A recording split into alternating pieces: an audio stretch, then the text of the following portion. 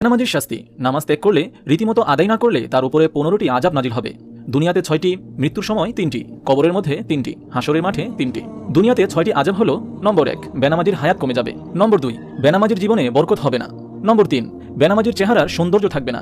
নম্বর 4, বেনামাজির কোনো দোয়া কবুল হবে না। নম্বর 5, বেনামাজির সব নেকি বরবাদ হবে।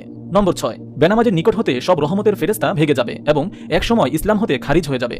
মৃত্যুর সময় 3টি আযাব হলো: নম্বর 1, বেনামাজি মরবার সময় অপমানিত, লাঞ্ছিত ও অতি কষ্ট দিয়ে তার জান বাহির করা হবে। নম্বর 2, বেনামাজি ক্ষুধার্ত অবস্থায় মরবে। নম্বর 3, বেনামাজির মৃত্যুর সময় এত পিপাসা হবে যে মনে চাবে 7 দরিয়ার পানিও যদি মুখে ঢেলে দেয় তবুও বুঝি পিপাসা মিটবে না। কবরের মধ্যে 3টি আযাব হলো: নম্বর 1, বেনামাজির কবর চেপে এসে তাকে পিষতে থাকবে, এতে তার এক পাজরের হাড় অপর পাজরের হাড়ের সহিত মিশে যাবে। নম্বর 2, বেনামাজির কবরে দাউ দাউ করে আগুন জ্বলবে। নম্বর 3, বেনামাজির কবরে বিরাট বিরাট সাপ এসে ভরে যাবে এবং এক ফেরেশতা এসে জোরে জোরে গুর্জ মারতে থাকবে। হাসরের মাঠে 3টি আযাব হলো: নম্বর 1, বেনামাজিকে আল্লাহ পাক গজবের সহিত ডাকবেন এবং বিরাট এক সাপ এসে তাকে খুঁজতে থাকবে। নম্বর 2, 30,000 বৎসরের পুলসিরাতের রাস্তা, যা হীরার চেয়ে ধারালো, চুলের চেয়ে চিকুন, আমাবস্যার রাতের চেয়ে অন্ধকার। বেনামাজি যখন সেই পোলের উপরে পা রাখবে সঙ্গে সঙ্গে পা কেটে টুকরো টুকরো হয়ে যাবে। নম্বর 2, বেনামাজির জন্য ওয়াইল নামক দুজক ঠিক করে রেখেছেন। ফেরেশতা কিয়ামতের দিন দুজকে ফেলে আযাব দিবেন। দুনিয়ার বেনামাজি বাদশাকে বলা হবে, কেন নামাজ পড়নি? সে বলবে, ব্যস্ততার জন্য সময় পাইনি। বলা হবে, সুলাইমান আলাইহিস সালাতু ওয়াস সালাম সারা বিশ্বের রাজত্ব পেয়েও কোনোদিন নামাজ ছাড়েননি, তুমি মিথ্যা ওজর করছো। হে ফেরেশতারা, ওকে জাহান্নামে নিয়ে যাও। রোগী বলবে, রোগের জ্বালায় নামাজ পড়তে পারিনি। বলা হবে, আইয়ুব আলাইহিস সালাতু ওয়াস সালামকে 18 বৎসর পোকায় খেয়েছে, তবুও সে নামাজ ছাড়েনি, তুমি মিথ্যা ওজর করছো। হে ফেরেশতারা, ওকে জাহান্নামে নিয়ে যাও। আরেকজনে বলবে, সন্তান অনেক ছিল, তাদের সেবায় ব্যস্ত ছিলাম। বলা হবে, ইয়াকুব আলাইহিস সালাতু ওয়াস সালামের ছেলে মেয়ে তোমার চেয়েও বেশি ছিল, ইউসুফের জন্য কাঁদতে কাঁদতে অন্ধ হয়ে গিয়েছিল, তবুও নামাজ ছাড়েনি, তুমি মিথ্যা ওজর করছো। হে ফেরেশতারা, ওকে জাহান্নামে নিয়ে যাও। বেনামাজি স্ত্রী লোককে হাজির করা হবে।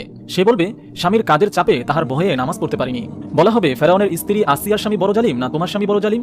জালিমের বিবি হয়েও আসিয়া নামাজ ছাড়েনি, তুমি মিথ্যা ওজর করছো। হে ফেরেশতারা, ওকে জাহান্নামে নিক্ষেপ করো। আমাদের নবী হযরত মুহাম্মদ সাল্লাল্লাহু আলাইহি ওয়াসাল্লাম বলেন, বেনামাজির 2 হাত জিনজির দ্বারা বাঁধা হবে, অতঃপর ফেরেশতাগণ তার মুখমণ্ডলে ও পৃষ্ঠে আঘাত মারতে থাকবে। তখন বেহেশত তাকে ডেকে বলবে, ওহে আল্লাহর শত্রু, আমার সহিত তোমার কোনো সম্পর্ক নেই, আমিও তোমার নই এবং তুমিও আমার নও। তখন দোজক তাকে ডেকে বলবে, আসো আসো, আমার নিকট আসো, আমি তোমার, তুমি আমার। হাদিসে আল্লাহর নবী সাল্লাল্লাহু আলাইহি ওয়াসাল্লাম বলেন, জাহান্নামে লমলম নামে একটি জায়গা আছে, দেখতে উটের গর্দানের মতো দেখায় এবং 1 মাসের পথের নেই দীর্ঘ ভয়ঙ্কর ভয়ঙ্কর সাপ দ্বারা ওই জায়গাটা পরিপূর্ণ। সেখানে বেনামাজিদেরকে ফেলে দেওয়া হবে। লক্ষ লক্ষ ভয়ঙ্কর সাপ বেনামাজিদেরকে পেঁচ দিয়ে ধরে মনের আনন্দে দংশন করতে থাকবে। ভাই ও বোনেরা আমার, আল্লাহ পাকের কাছে পানা চান ও পিছনের নামাজ কাজা করুন। অন্য এক হাদিসে হুজুর সাল্লাল্লাহু আলাইহি ওয়াসাল্লাম বলেন, দোজকের মধ্যে জুব্বুল হুজুন নামে বিরাট আকারে একটি ময়দান আছে, উহা শুধু বিচ্ছু দ্বারা পরিপূর্ণ। এক একটি বিচ্ছু খচ্চরের মতো উঁচু ও মোটা। বেনামাজিদেরকে দংশন করার জন্যই মহাদিগকে সৃষ্টি করা হয়েছে। মহান রব্বুল আলামিন আমাদের সকলকে সঠিক ওক্তে নামাজ আদায় করে আল্লাহ পাকের নৈকট্য হাসিল করার তৌফিক দান করুন, আমিন। আপনি যদি এরকম ভিডিও আরো পেতে চান তাহলে এই চ্যানেলটি সাবস্ক্রাইব করে